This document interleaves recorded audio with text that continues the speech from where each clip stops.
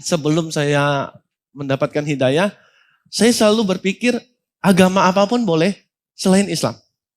Mau Kristen, Konghucu, Buddha, Katolik, terserah. Nggak ada masalah, yang penting jangan Islam. Itu yang ada di pikiran dan hati saya. Baik, selanjutnya pada saat apa kira-kira yang memicu nih sehingga bisa dapat hidayah dan masuk Islam biar teman-teman tahu. Ketika remaja, saya mulai mencari Tuhan. Ya sekitar kelas 1, 2 SMP lah. Ketika saya masih ingat betul, saya di 2 SMP, saya coba pindah ke Kristen.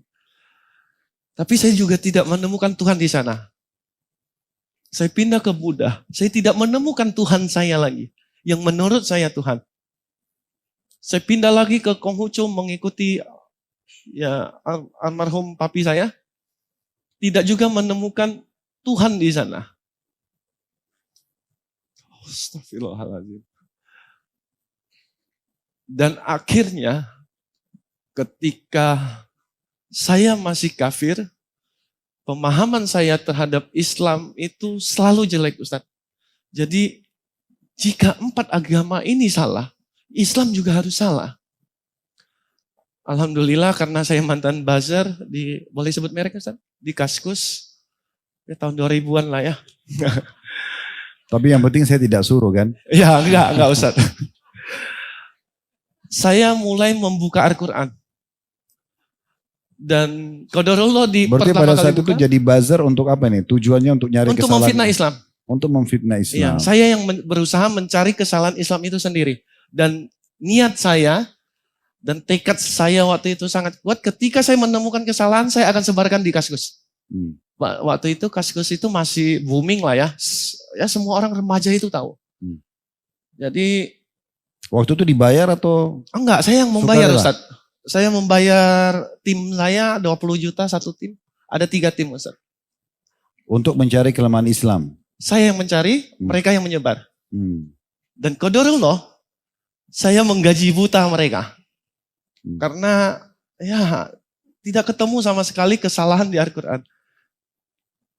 Pertama saya buka Al-Quran, karena orang Tionghoa dan tidak biasa memegang Al-Quran, saya bukanya seperti buka buku pelajaran.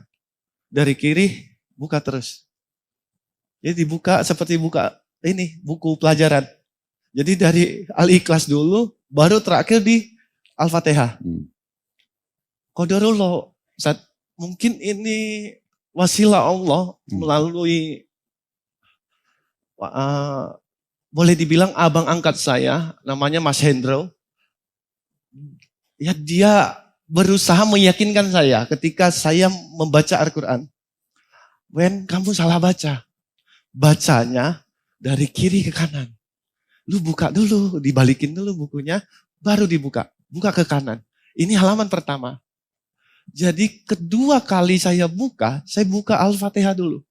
Di situ saya tidak terlalu heboh awalnya. Yaitu hanya puji-pujian kepada Tuhannya menurut saya waktu saya masih kafir. Salah satu yang paling mudah difitnah menurut saya waktu kafir, astagfirullahaladzim, yang membawakan pesan Al-Quran, yang membawakan Al-Quran ini. Tidak mungkin dia tidak ada titik kesalahan.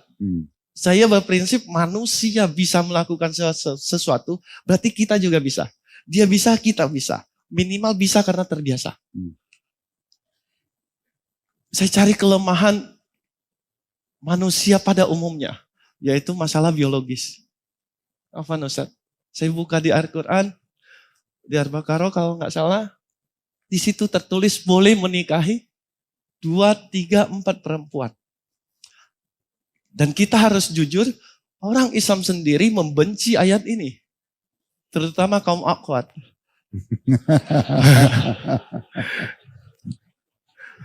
Kita harus mengakui ini.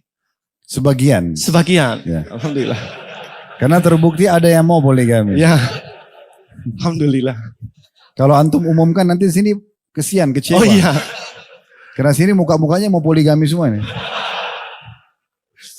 Ada di pikiran saya, ya sekarang saya mengatakan itu bisikan setan. Saya berpikir ketika ayat ini diturunkan, semata-mata Rasulullah hanya ingin memuaskan nafsu birahi beliau. Oh, astagfirullahaladzim. Insya Allah ini semoga menjadi dakwah saya, menjadi amal soleh saya. Jadi saya mencari kenapa dia melakukan ini. Meskipun saya mau memfitnah Islam, orang Tionghoa punya prinsip tidak boleh melakukan hal yang tidak dilakukan oleh orang lain. Tidak boleh memberitakan berita bohong. Jadi saya mencari alasan kenapa dia melakukan ini. Alasan benarnya. Ya, dan alasan yang saya ciptakan sendirilah. Ya, alasan yang saya ciptakan itu karena dia hypersex. Allahu Akbar. Tapi ketika saya membuka ratio perbandingan lelaki dan perempuan, pada waktu itu untuk Indonesia saja, lelaki itu lebih sedikit daripada perempuan. Saya buka lagi ke Asia. Kembali lagi ratio lelaki lebih sedikit daripada perempuan. Perempuan lebih banyak. Saya buka lagi ke Indonesia. Saya hitung pelan-pelan tiap negara. Apa yang terjadi? Satu ratio lelaki berbanding 2,5 dan hari berikutnya 2,3. Berarti setiap satu lelaki ada 2 perempuan yang masih aktif untuk melahirkan anak. Jika seandainya ayat ini tidak diturunkan, maka ada 2,3 atau 2,5% dari ratio itu wanita tidak memiliki suami.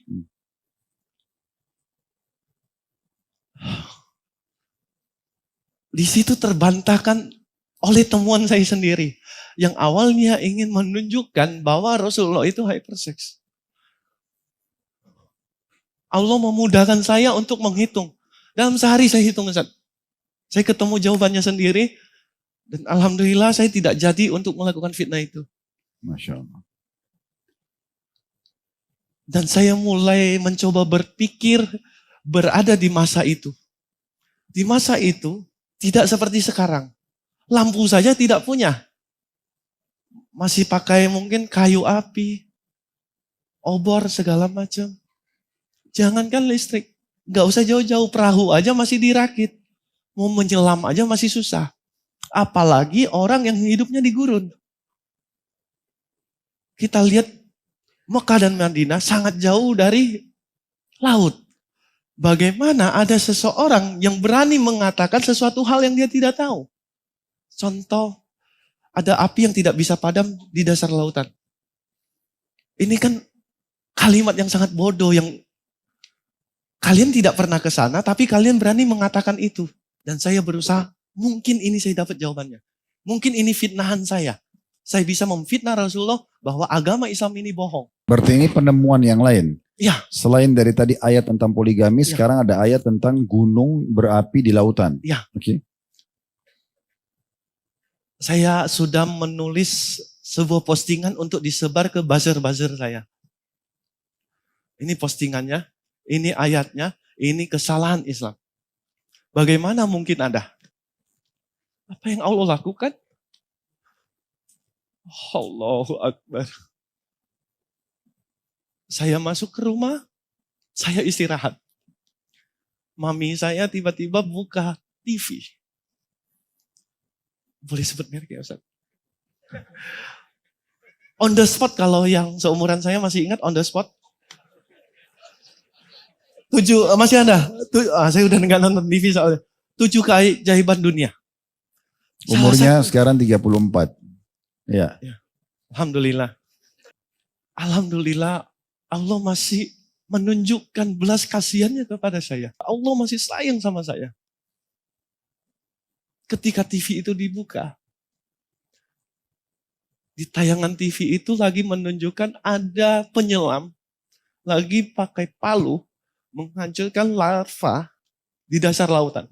Api itu tidak padam, air laut tidak habis. Mau fitnah pun Nggak sanggup saya Ustaz. Dan banyak lagi hal-hal yang ingin saya fitnah. Termasuk gunung yang warna-warni. Logikanya dia di gurun, dia ngomongin tentang Cina. Nggak masuk akal. Daratan Cina dia berani ngomong gitu. Nggak masuk akal lah. Mau naik onta berapa bulan baru sampai ke Cina kan gitu. Alhamdulillah. Ketika saya mau fitnah, saya coba cari di Google. Saya ketik gunung warna-warni. Langsung muncul fotonya. Di Gurun Sahara kalau nggak salahnya. Itu ada gunung, sudah tumbuh tanaman warna-warni di sekelilingnya. Dan warnanya tidak ada satupun yang sama. Jika Al-Quran ini salah, bagaimana Rasulullah bisa mengatakan sesuatu yang dia tidak tahu? Di dasar lautan contoh, di daratan Cina, yang dia tidak pernah ke sana mungkin. Dan saya selama mempelajari Al-Quran dan hadis, saya belum pernah melihat atau memang saya tidak tahu, Rasulullah belum pernah ke daratan Cina. Bagaimana dia bisa tahu? Jika dia bukan pembual pemikiran saya waktu kafir. Dan definisi buat saya, Al-Quran itu kitab dari Tuhan, tidak boleh salah. Definisi sebuah kalimat yang keluar dari Tuhan, dia tidak boleh salah. Jika ada satu letak kesalahan, mau titik ataupun koma di situ, maka itu adalah bualan manusia. Tapi di Al-Quran, insya Allah sampai sekarang pun saya sangat yakin, ketika saya masih kafir, saya 3 kali membaca, tidak menghafal ya, cuma membaca, mencari kesalahan di situ. Qadarullah, saya tidak bertemu satu titik pun yang salah.